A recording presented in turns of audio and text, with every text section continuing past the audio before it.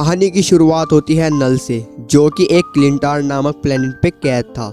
नल अपनी हिस्ट्री के बारे में कुछ बताता है कि कैसे लाइट ने उसकी शांति भंग कर दी और उसके बाद उसने सिम्बियोट्स को बनाया और आगे जाके उन्हीं सिम्बियोट्स ने उसे क्लिंटार पर कैद कर दिया। और अब अगर नल को उस कैद से आज़ाद होना है तो उसे एक की चाहिए थी, का नाम होता है कोडेक्स, जो कि एक सिम्बियोट तभी बनाता है जब वे अपने होस्ट को मौत के मुंह से बचा कर लाए। हम यूँ भी कह सकते हैं कि एक सिम्बियोट अपने होस्ट को मरने के बाद उसे दोबारा जिंदा कर दे। और ऐसा हो चुका था वैनम में, जब एडी मर जाता है और वैनम उसे दोबारा जिंदा कर देता है और तभी से कोडेक्स वैनम और एडी के अंदर था। नल को यहाँ पे पता चल जाता है कि कोडेक्स तैयार हो चुका है, इसीलिए वे अपने कुछ क्रिएचर्स को पोर्टल के जरिए पूरे यूनिवर्स में फैला देता है ताकि ये सभी क्रिएचर्स उसके लिए कोडेक्स लेकर आए। और इन सभी क्रिएचर्स का नाम होता है जेनोफिशिस, जो कि नल ये कहने पे पूरे यूनिवर्स में फैल जाते हैं और उसके लिए कोडेक्स ढूंढने लगते हैं।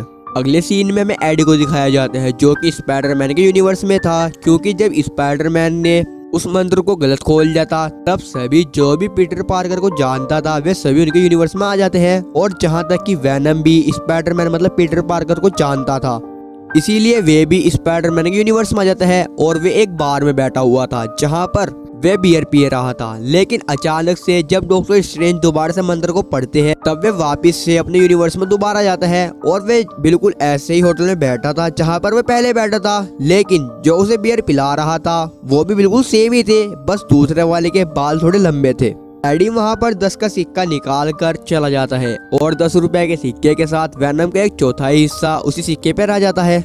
तभी हमें दिखाया जाता है कि वैनम के यूनिवर्स में भी एक पोर्टल खुलता है जहां से जेनोफिश निकलता है। एडी को वहां पर सुनसान रोड पे कुछ आवाज सुनाई देती है, वे आवाज को फॉलो करता है और देखते देखते वो एक बेसमेंट में पहुंच जाता है जहां पर कुछ गैंगस्टर ने कुत्तों को कैद कर रखा था। लेकिन वहां पर एडी आ जाता है और वो उन्हें आजाद करने ही वाला था कि तभी वहां पर वही गैंगस्टर आ जाते हैं जो कि एडी पर हमला करने ही वाले थे।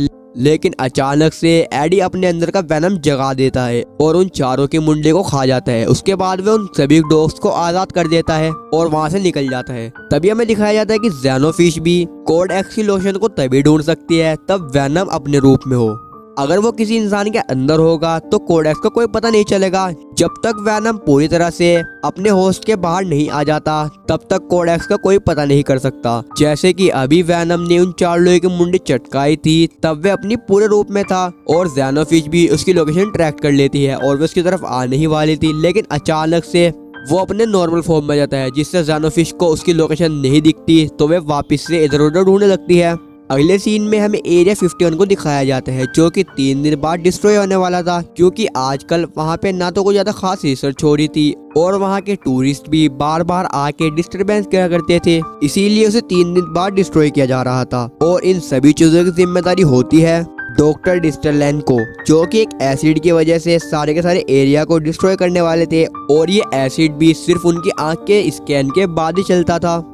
दरअसल एरिया 51 तो सिर्फ दुनिया को दिखाने के लिए नाम के लिए बनाया गया था और असल काम तो अंडरग्राउंड जमीन के नीचे एरिया 51 पर चल रहा था, जहां पर बहुत सारे सिम्बियोट थे और उनका खास ध्यान रखा जाता था कि कहीं ये सिम्बियोट इधर उधर ना हो जाए। यहाँ पर डॉक्टर बेन और डॉक्टर सैडी क्रिसमस काम किया करती थी और यहाँ पे वे सभी सिम्बियोट मौजूद थे जो कि अर्थ पर आए थे। और यहीं पे वे लोग डॉक्टर मलिंगन को लाते हैं और उन्हें वे एक खास चेम्बर में रखते हैं, क्योंकि डॉक्टर मलिंगर की बॉन्डिंग बनी हुई थी टॉक्सिक से, एक सिम्बियोट था। और डॉक्टर लेन का काम होता है डॉक्टर मलिंगन से इंफॉर्मेशन कलेक्ट करना कि ये सिम्बियोट्स आखिरकार अर्थ पर आए क्यों है। तब डॉक्टर लेन टॉक्सिक से कहते हैं कि तुम अर्थ पर क्यों आए हो। तब टॉक्सिक उन्हें बताता है कि हम लोग क्लिंटार से भागकर नल से बचने के लिए अर्थ पर आए हैं, क्योंकि अगर एक बार नल आज़ाद हो गया तो वह हम सभी सिम्बियोट को मार देगा। बताता है कि नल को आज़ाद करने के लिए उसे कोडेक्स चाहिए होगा जो कि वैनम के अंदर है, और अगर तुम्हें इस कोडेक्स को डिस्ट्रॉय करना है तो तुम वैनम या एडी दोनों में से किसी एक को मार दो, कोडेक्स हमेशा हमेशा के लिए खत्म हो जाएगा। इसकी बातों का डॉक्टर लेन तो विश्वास कर लेती है, लेकिन जर्नल को इसकी बात पर भरोसा नहीं होता। उसे ऐसा लग रहा था कि इनका आने का मकसद कुछ और ही है। वैसे जर्नल को वैनम और एडी को तो पकड़ना ही था, क्योंकि वो एक इकलौता एक ऐसा सिम्बियोट था जो कि उनकी लैब में नहीं बल्कि खुला आजाद घूम रहा था। अब अगले सीन में हमें एडी को दिखाया जाता है, जो कि अपनी सिटी में जाने के लिए एक एरोप्लेन पे लटका हुआ था, लेकिन हवा का प्रेशर बहुत तेज था, इसीलिए वैनम अपनी फुल फॉर्म में आ जाता है वैनम के फुल फॉर्म में आते ही उस क्रिएचर मतलब ज़ेनोफिश को पता चल जाता है कि वैनम कहाँ है, इसीलिए वो जमीन से जंप लगाकर सीधा प्लेन पे आ जाता है।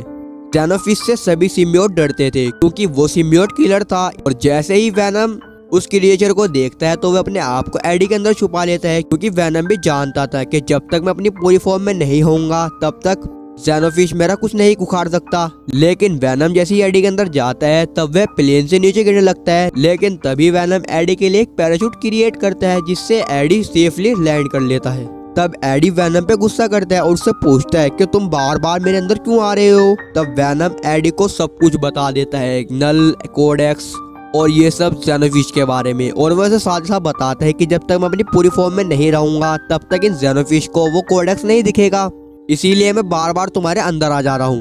तब एडी थोड़ी दूर आगे पैदल जाता है और उसे सामने एक घोड़ा दिखता है। एडी हॉर्स को देखने के बाद वैनम से कहता है कि क्या तुम इस घोड़े के अंदर आके मुझे आगे लेकर जा सकते हो। तब वैनम कहता है कि ये तो मेरे बाएं हाथ पे खेल है। तभी हमें यहाँ पर वैनम हॉर्स दिखाया जाता है जो कि हवा की स्पीड में बहुत तेजी से आगे जाता है और वह पानी पीने के लिए एक नहर पे रुकता है। लेकिन अभी वैनम और एडी पानी पी रहे थे कि तभी वहाँ पर जर्नल आ जाता है जो कि अपने साथ 6 आदमियों को लाया था, और ये भी बहुत खतरनाक टीम थी। तभी हम देखते हैं कि जर्नल वैनम के ऊपर वाइब्रेशन मारता है जिससे वो एडी से अलग हो जाता है और ये दोनों नहर में गिर जाते हैं। तभी हमें दिखाया जाता है कि एडी तो आगे आगे जा रहा था, वैनम भी उसके पीछे पीछे आ रहा था उससे बॉन्डिंग बनाने के लिए। लेकिन तभी उनकी टीम में से एक मेंबर वैनम को एक जाल में कैद कर लेता है, लेकिन वैनम उसमें से निकल कर किसी तरह से एडी के साथ बॉन्डिंग दोबारा बना लेता है। और एडी को बचाने के लिए वो जैसे ही अपनी फुल फॉर्म में आता है तभी वहाँ पर ज़ेनोफिश आ जाती है जो कि जर्नल के सभी आदमियों को वहाँ से मार देती है, और एडी भी वहाँ से चुपचाप निकल जाता है। जहाँ पे जंगल में एडी को एक फैमिली मिलती है जो कि उसे खाना ऑफर करती है। मार्टिन एडी से कहता है कि मैं एरिया 51 पे जा रहा हूँ क्योंकि मेरी बचपन से आरज़ू है कि मुझे एक एलियन देखने को मिले, और अगर तुम चाहो तो मैं तुम्हें लास वेगस तक छोड़ सकता हूँ। तब एडी से कहता है कि जरूर, ये तो मेरे लिए बहुत अच्छी बात होगी। तब मार्टिन और मार्टिन की फैमिली एडी को लास वेगस छोड़ के आगे जाने लगते हैं, और एडी वहां पर ऐसे ही घूमने लगता है जहां पर लास वेगस का एक कैमरा एडी को कैप्चर कर लेता है, और कैप्चर करी हुई फोटो सीधा जर्नल के पास जाती है, और जर्नल को भी पता चल चुका था कि एडी लास वेगस में है। अब जर्नल एडी को पकड़ने के लिए अपनी एक और टीम तैयार करता है, और ये टीम बहुत ही खतरनाक होने वाली थी। तभी हमें दिखाया जाता है कि एडी एक कसिनो में जाता है और वहां पर उसकी मुलाकात हो जाती है मिसिस शैन से, और मिसिस शैन और वैनम के अंदर एक बहुत ही अच्छी बॉन्डिंग थी। और यहाँ पे मिसिस शैन वैनम को डांस करने के लिए बोलती है, और वैनम भी खुशी खुशी अपनी पूरी फॉर्म में आ जाता है, और वह भूल जाता है कि ज़ेनोफिश उसके पीछे लगी हुई है। और अब वैनम और मिसिस शैन बड़ी आराम से डांस कर रहे थे, और यही था वैनम दी लास्ट डांस। और तभी हम देखते हैं वहाँ पर ज़ेनोफिश आ जाती है, और वैनम उसे देखकर एडी के अंदर चले जाता है। ज़ेनोफिश को जब वहाँ पर कुछ नहीं दिखता तो वह वहाँ से चली जाती है, लेकिन उसके जाते ही वहाँ पर जर्नल की टीम आ जाती है जो कि एडी के अंदर से वैनम को निकाल कर उसे पकड़ लेती है और एडी को अपने साथ ले जाती है। वे एडी और वैनम को लेकर एरिया 51 के नीचे बने हुए अंडरग्राउंड एरिया 55 में लेकर चली जाती है, जहाँ पर वे वैनम को बाकी सिम्बियोट के बराबर में रख लेती है और एडी को कस्टडी में ले लेती है। डॉक्टर क्रिसमस जब वैनम को देखती है तो उसे उस पर तरस आता है, क्योंकि वैनम एडी के बगैर बहुत कमजोर हो चुका था। इसीलिए डॉक्टर क्रिसमस को वैनम को देखकर उस पर बहुत दया आती है।